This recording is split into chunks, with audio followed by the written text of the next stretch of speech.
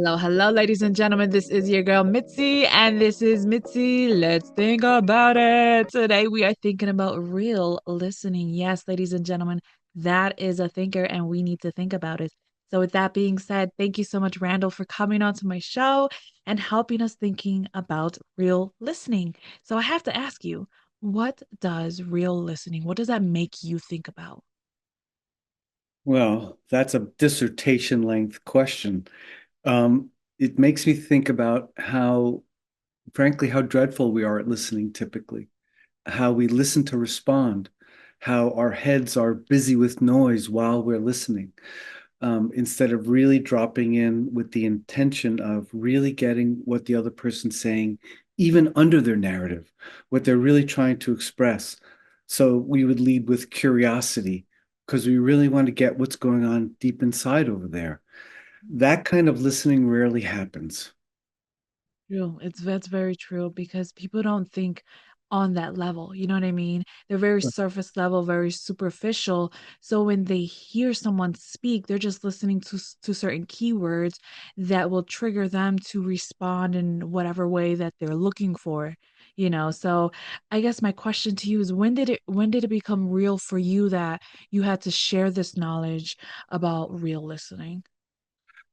Well, that goes all the way back to childhood, where I would sit with my big family and everybody would be talking over each other and interrupting each other, and nobody was listening. And I felt remarkably alone because nobody was hearing anybody. And then in Yeah. high school, for whatever reason, people started coming to my house to talk to me about their issues. So I made my bedroom a little office without even knowing I was doing it. And I started talking to people about their issues. Um, Wow. and then later on in life, when I got my PhD, I wrote a dissertation called Empathic Surrender, where I was really trying to explore what happens when we really empathize with someone and we surrender everything like intentions and judgments and all, just receive, just surrender and receive. And I started feeling, oh, I'm being penetrated by the other person's discussion. I'm feeling them in a way I never did. Fast forward another 15 years, and I felt compelled to write the book. So I wrote the book. Yeah, I like it. I love how it just was engraved in you. Like you just was naturally in tune to listening because you seen an error in your own family. And I myself, I come from a big family and a loud family. And I Uh, remember those oh my goodness, holidays. I could just remember just everyone everywhere and just everyone screaming and just laughing and just yelling and just I don't know if they're mad or happy or they're about to fight or if they're about to hug. You know what I mean? Everybody just waits to see and you know what I mean? The intense is there. So it's like as a child, I can absolutely relate to you on that level. And then when you said about just having that empathy, empathy is something that we lack so much in society nowadays. I don't know why it's so hard for us to just come back to our empathetic selves and why that just is completely disconnected where people just don't think they're empathetic at all. Or if they want to have empathy, it has to be in relation to what they're going through specifically. And it's very difficult because they're still so focused, you know they're still so focused on. on on their perspective. You know what I mean? Like whatever they're focused on, because each person is going to be very different depending on their subjective. You know what I mean? Their subjective perspective is going to determine where their focus is. So it's hard to have somebody listen to anybody's point of view and just not have that judgment like you were saying, just taking away that judgment and just listening because it's funny because people say it's easier to talk to a wall than talk to a human being because though at least the wall is listening, quote unquote. But It's when you talk to a person, it's like you don't know what to expect all the time. Do you think that's why there's a problem when someone's venting? Like, what is your perspective on venting? well, I think it runs the whole gamut. There's different kinds of venting. But when in my office, if a client is venting, I like it. It's because I know anger is usually breaking through some log jam of what's underneath. So I want to support it. Um, but I don't want it just to end venting just for venting's sake. To me, it's an indication again that there's something underneath that's aching for empathy, for reception. And Mhm. so Yeah, I want to go after it. That's what's exciting to me is really hearing really what's going on with the other person without my intentions getting in the way. Yeah, exactly. Without your intentions getting away. So I guess it leads to my next question. How do you separate yourself?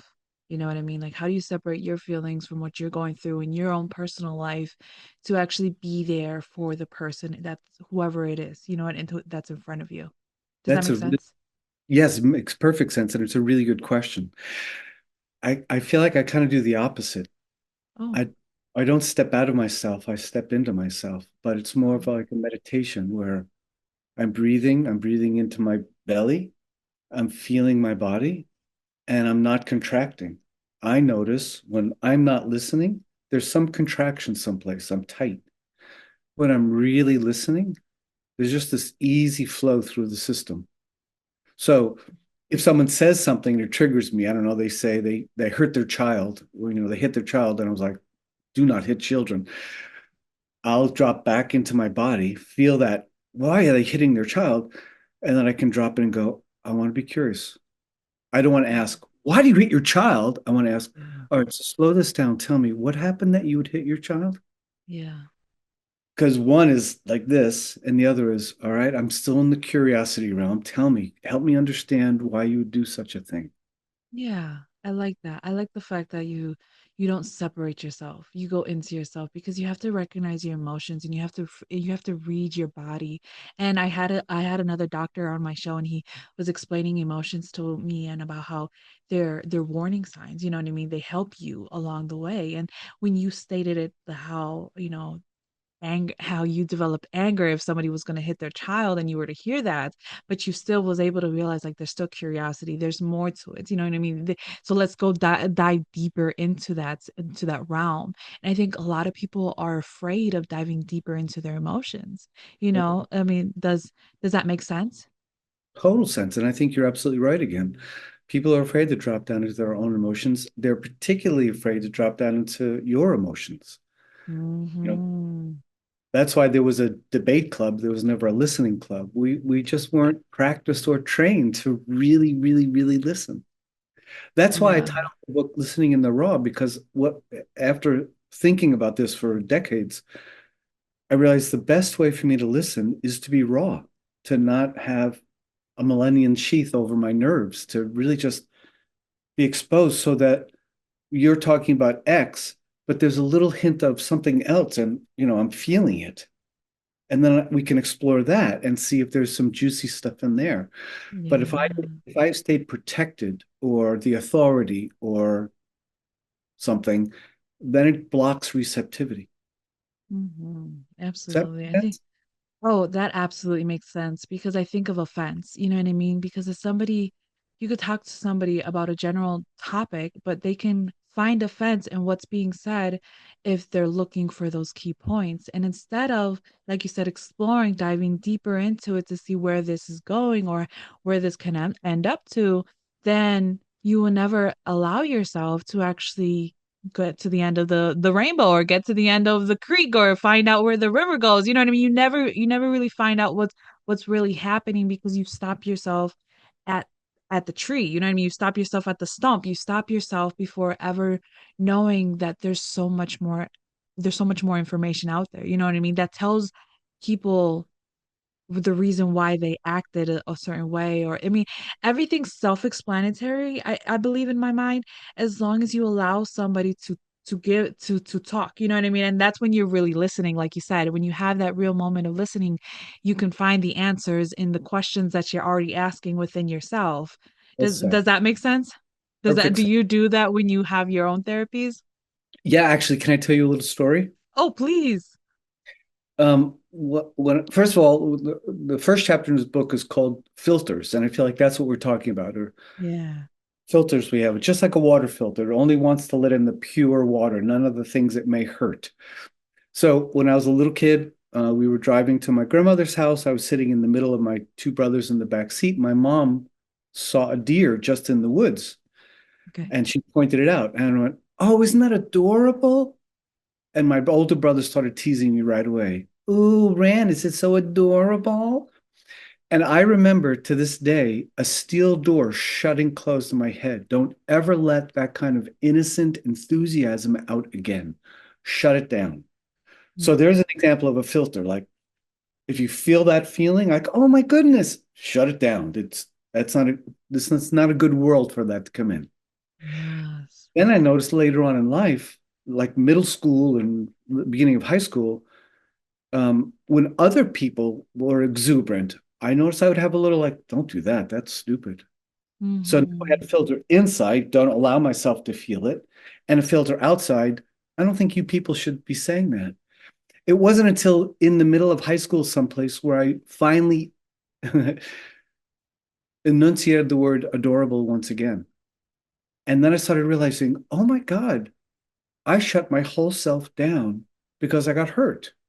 Yeah, And that filter has been running the show ever since. absolutely. So to get back to what you were saying, yeah, I think for us to explore how we got hurt as kids, how we were raised, prejudices, religious thoughts, whatever, how do they filter receptivity? Yes. Yes. And I think it really goes down to listening within. You know what I mean? It's that's where it really starts, is that we're listening within. When you are able to listen within your body and recognize why your body's reacting a certain way, why you feel tension in your stomach or in your back or in heaviness on your chest, lumps in your throat. When you start recognizing where the is coming from and associating it with your emotions and your memories in your past, you'll have that recognition like you just had right now when you realize like, oh, I repressed that. I Exactly. I I categorize that as bad. So now that I categorize as bad, everything that comes in that type of like how I see it is also bad as well, and they shouldn't do it as well. So it's Right. amazing how we don't listen to ourselves and we don't realize the categories that we put things through because I literally had a same moment like that before where I offered my coworker some fruit and she was just like, "Oh, where did you get it from?" And I told her where I got it from, and she was just like, "No, thank you. I don't like that place." And I was just like, "Oh, okay." And I felt rejected.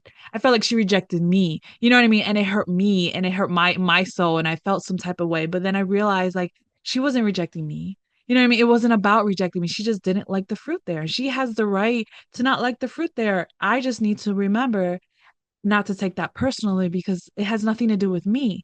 And it took me time to realize that. And it's just crazy because we do this all the time and we make people the bad guy, but in reality it's like we are not listening within ourselves. Does that make sense? Right, because we're well, kind of like I'm guessing from what you just said, we're continually protecting ourselves. Yes, survival. Mhm. There's always a presumption it's I'm going to get hurt because I have been so hurt through the years, whatever, especially through childhood, Yeah. that as a protector, always vigilant. So Yeah, she very says, I don't like fruit. And it's easy to go, oh, that's a raw nerve. I got hit here before, true. Yeah. a rejection or betrayal or who knows what. Yeah, those filters are hard to identify sometimes and harder to just quiet down so we can really listen. Yes, that's the word. Ladies and gentlemen, quiet down. Oh my goodness. That is something that we lack in our day to day, and that is something that I'm striving for in my day to day is just to learn how to quiet down and not to have music, not to have TV, not to have any noise, but to listen to my surroundings and to listen to the now of the moment. And people don't realize like when you start to listen to the now of the moment, you start to feel centered, you start to feel peace, and in such a way that I recognize every little creaking noise in my neighborhood, in my house. You know what I mean? I know when my boys are moving in my bed, when they're upstairs, like I know everything because I'm learning how to quiet down my soul. So I think my next question for you is, how do you learn to develop this skill to be more intentional with your listening? That's also a really good question. See, I'm I bringing think, out the good questions to make you think. dang. Um, frankly, I think I was kind of born with it. Um, I think the reason why I wasn't interrupting everybody in my family of origin is because I was born with this feeling of isolation or aloneness when people were talking over each other. So I think I write about this a little bit in the book. When I was a young teenager, I was judging my family. Why doesn't anybody ask a question? Why doesn't anybody look into each other's eyes and really develop a conversation? Yeah. Later on, I learned that that judgment was another filter. Because if I could judge them as being wrong and me being right, I don't feel so hurt. Yeah. But as I looked into it more deeply, I was judging them so I wouldn't feel the aloneness. And when I started to really allow myself to feel that aloneness, a whole world opened up for me of, wait a minute, I'm not the only one who's alone. Yeah. Just people cover it up a little better than I do. Yes. I got really intrigued about, so if I'm feeling alone and they're feeling alone, what's missing? Listening. Yes. No one's asking us questions about, so wait, you just said that thing. How come? Well, what was going on for you? And really pursue it with genuine curiosity until, like I said before, you have almost a felt experience of what they're trying to tell you. Yeah. It's that genuineness, goodness, I can't say that word. That genuineness, curiosity, I think people have lacked because people are they have so many filters and people have been hurt so many times that it's hard to really break through the core of certain people sometimes, but it's like we have to remember if it starts with you, then and if you start working on your core, your shield, all of your layers and your walls, when you start breaking them down and you start listening within and why you have those walls, then it allows you to understand why other people have those walls as well. And then you That's right. no longer have that judgment that you were talking about that I love so much that you brought up because that is something that I did growing up as well. I was like, and it taught me how to learn from their bad habits and their mistakes, so it's a give and take. But then it also gives me that compassion, that understanding that a lot of people don't have, and what I realized that when people have understanding, they still have a choice. You know what I mean? They still have a choice to choose that empathetic compassion route. Like, I understand why you do what you do, or they can choose to have that resentment. But that's a choice. You know what I mean? That's a choice that people need to acknowledge. That's not a direction that you have to fall into once you have the understanding, but that's a choice that you have to acknowledge that you're choosing, because in the end of the day, you can choose to have compassion as well. I mean, that's how I see it. I mean, what are your thoughts on that? I think you're absolutely right. I think the problem is most folks aren't even aware of that there's a choice. Yeah. They're just Yeah, on automatic pilot. that's You true. say something about, I don't know, sadness, and I go, oh, I was sad once, and blah, blah, blah, blah, because we're not even conscious of, wait a minute, that's curious. Mitzi, why were you sad? Tell me about that. Hmm. That we don't go for it. And you remind me, even we have to be careful with the word empathy because therapists, we're taught how to empathize. And there's a series of techniques, reflective listening, acknowledging all this stuff, which I think is very helpful and necessary for people to learn. But it can become a technique-oriented empathy, not a Yeah, real, oh, I really want to feel what it's like for you. I'm reading you and then giving you the appropriate empathic technique because that's what I'm supposed to do. And I think, no, that's not listening. That's not listening in the raw anyway. It's exactly. halfway measure. Do you Yeah. really want to feel what it's like for the other?